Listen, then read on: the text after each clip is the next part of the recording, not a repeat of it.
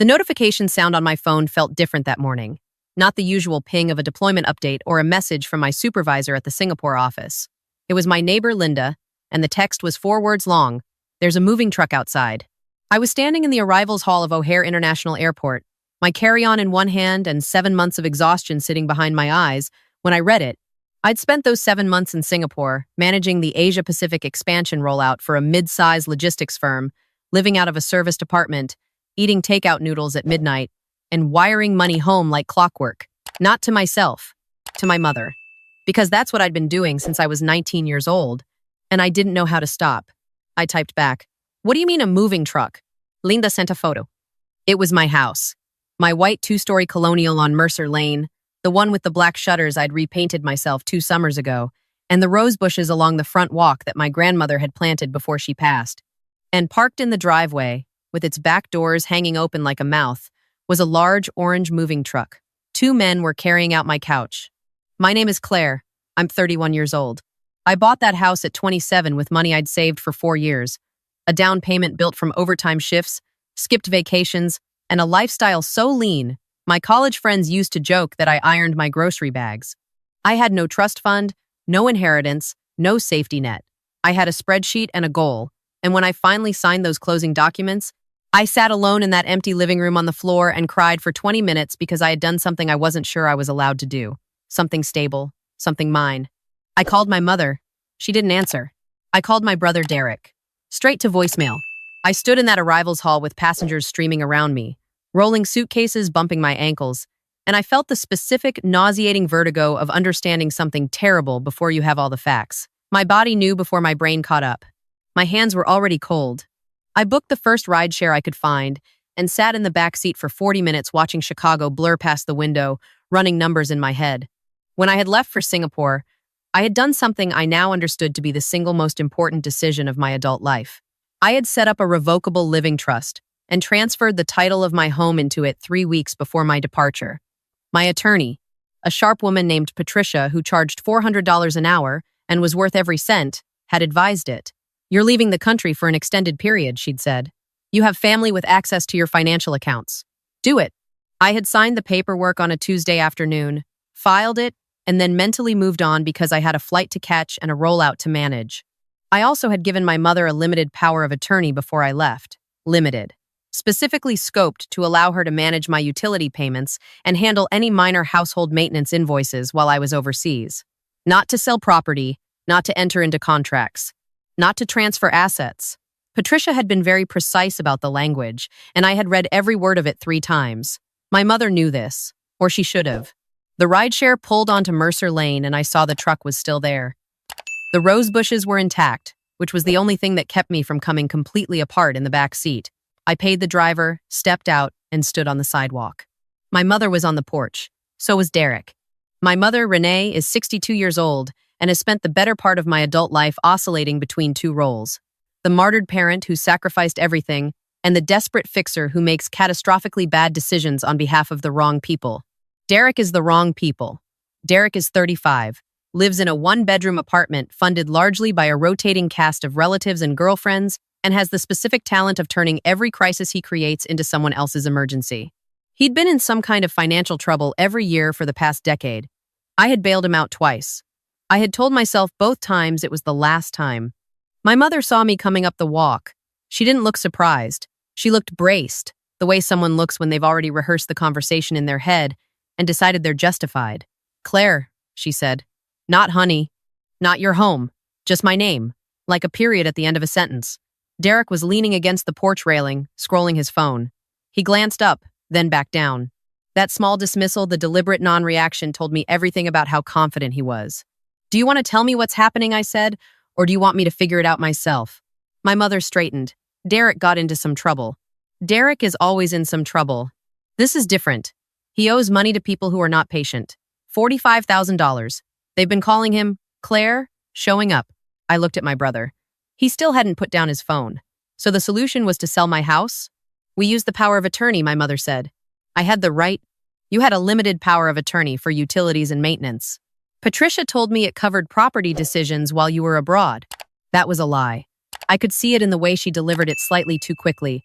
Her chin lifted just a fraction too high. My mother is not a skilled liar, but she is a committed one. Patricia said no such thing, I said calmly. I was in the room. Derek finally looked up. Mom found a buyer, he said. Cash offer. $295?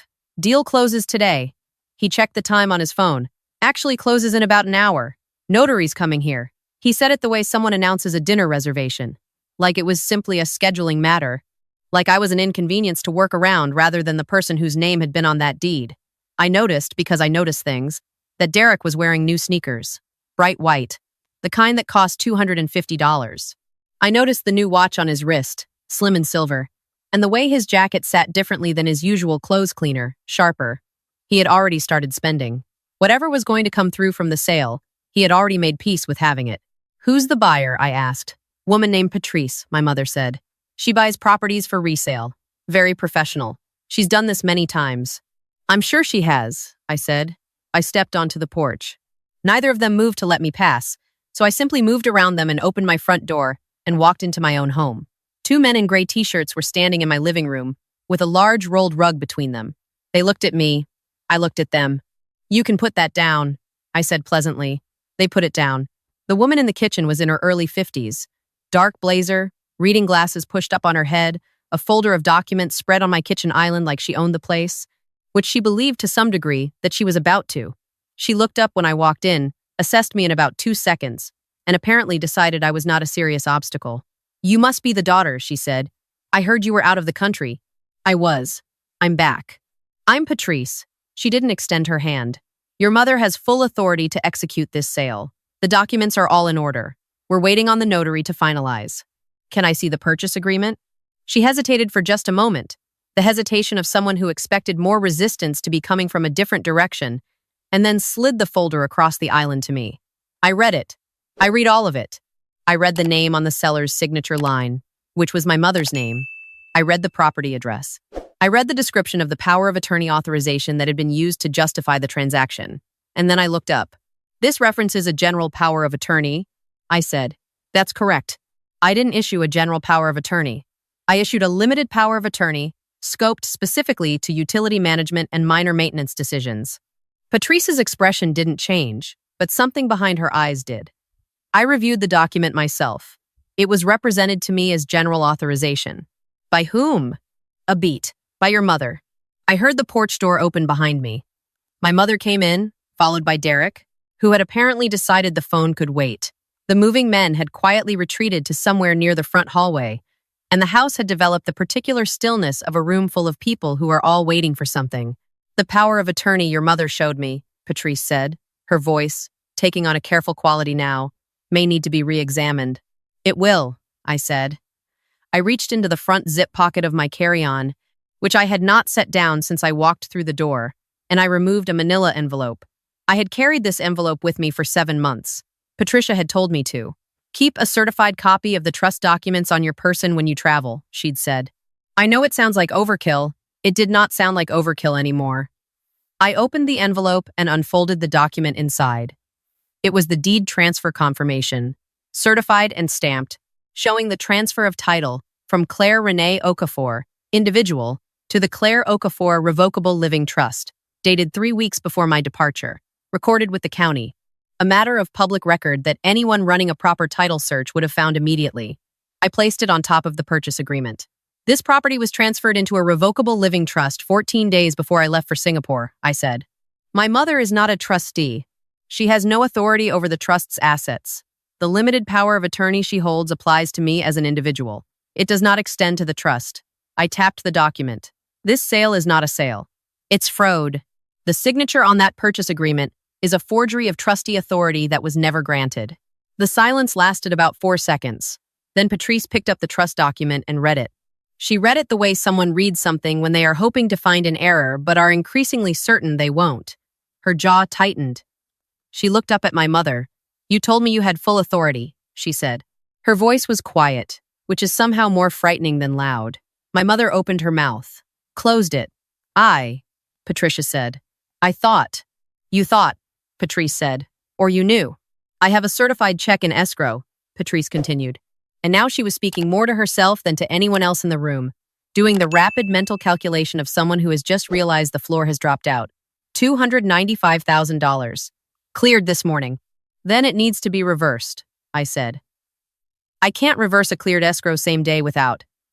She stopped. Looked at my mother. You need to reverse this wire. Today. Right now. My mother looked at Derek, and in that look, that quick, guilty, sideways look, I saw the thing I had been afraid to see since Linda's text message. I saw that it was already gone.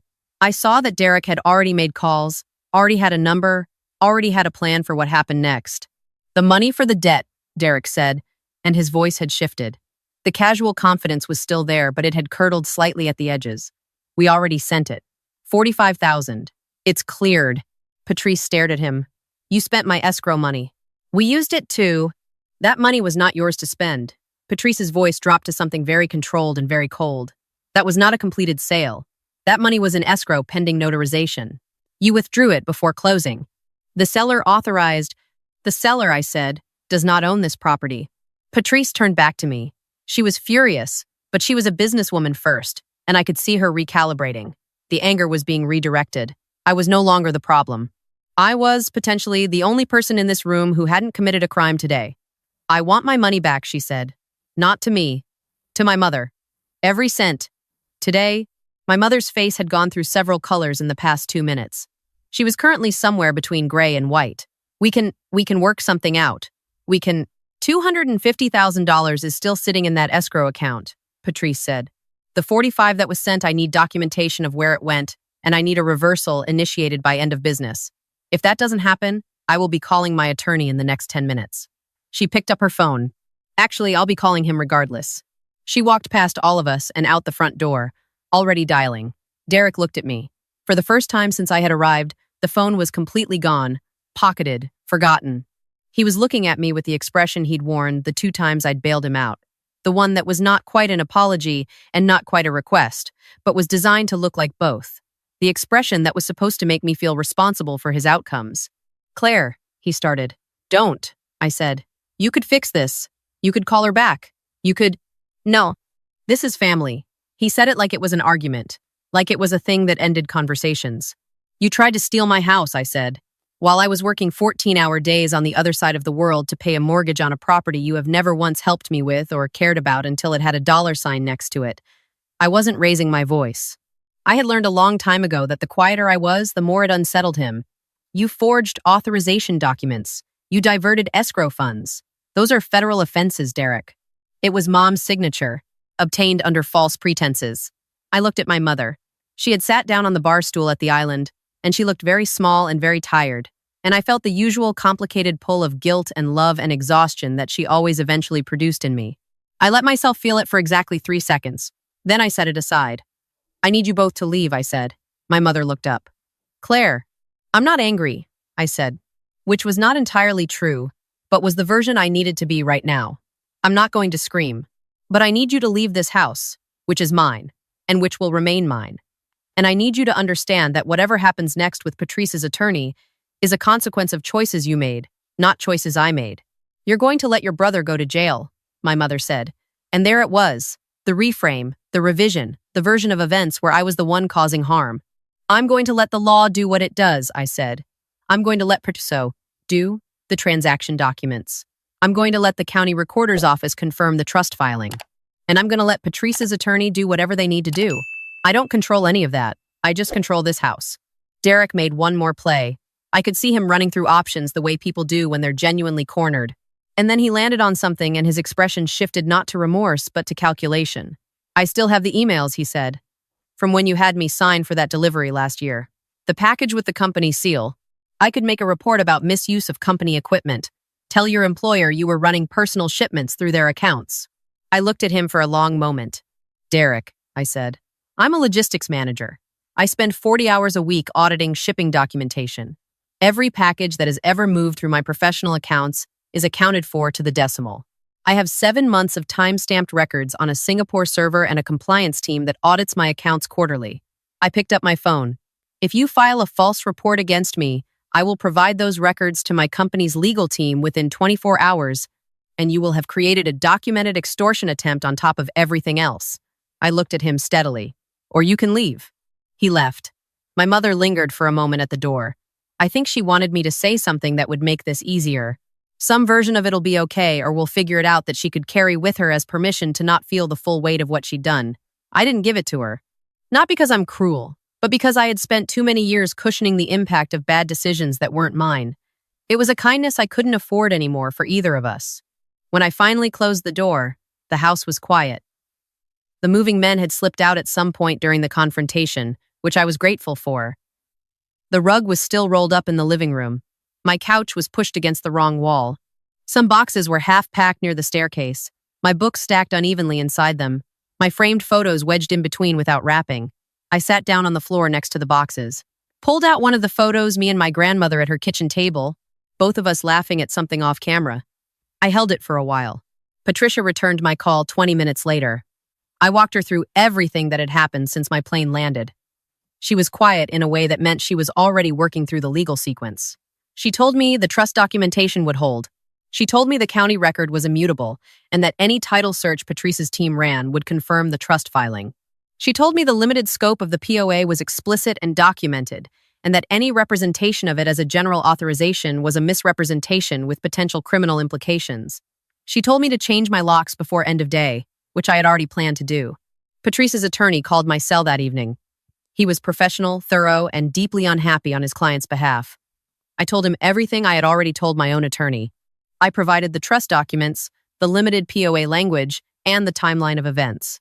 He thanked me and told me that my mother and brother would be receiving a civil demand letter within 48 hours, and that depending on what the district attorney's office decided to do with the matter, there might be additional proceedings. I didn't feel triumphant about that. I want to be clear about that, because I think people expect a certain emotion here. Satisfaction, vindication, something clean and righteous. What I actually felt was tired. The specific, deep exhaustion of someone who has been running contingency plans in the back of her mind for years, who knew at some level that this day or something like it was coming, who prepared for it because preparation was the only thing she could control. I changed the locks at 7:30 that evening. The locksmith was a cheerful man named Tom who told me I had excellent taste in deadbolts. I ordered Thai food and ate it on my kitchen floor because the furniture was still displaced, and I didn't feel like moving anything yet. I called Linda to thank her for the text. She brought over a bottle of wine and sat with me for an hour, and didn't ask me to explain everything, which was the kindest thing anyone had done for me in a long time. The escrow was released back to Patrice within the week. The $45,000 that had been sent to Derek's creditors was a different and more complicated matter, but it was not my problem to solve. My mother called me 3 times over the following 2 weeks. I let each call go to voicemail. Not forever, I'm not sure yet, but for now, because the woman who stood on my porch and watched 2 strangers carry my belongings out of my house, who handed over documents she knew were misrepresented, who looked at my stability and saw a resource instead of a life I had built, that woman needs to understand what she traded before I can trust her in this space again. I repacked my own books. I pushed the couch back where it belonged. I rehung the photos in the hallway. The house looked the same. And somehow, it looked more mine than it ever had, not because I had defended it, but because in defending it, I had finally stopped pretending that the people who benefited most from my security had any right to dismantle it. The fortress was never the walls. It was the decision, made a long time ago in a quiet attorney's office, to treat my own future like it was worth protecting. I sat on my couch that night with Linda's wine and the photo of my grandmother and the very specific silence of a house that belongs entirely to you, and I thought, I am not happy yet. There is too much unresolved for happy, but I am exactly where I am supposed to be, and nobody is moving my couch again without my permission. If you have ever had to protect yourself from the people who were supposed to protect you, leave a comment below. I want to know your story.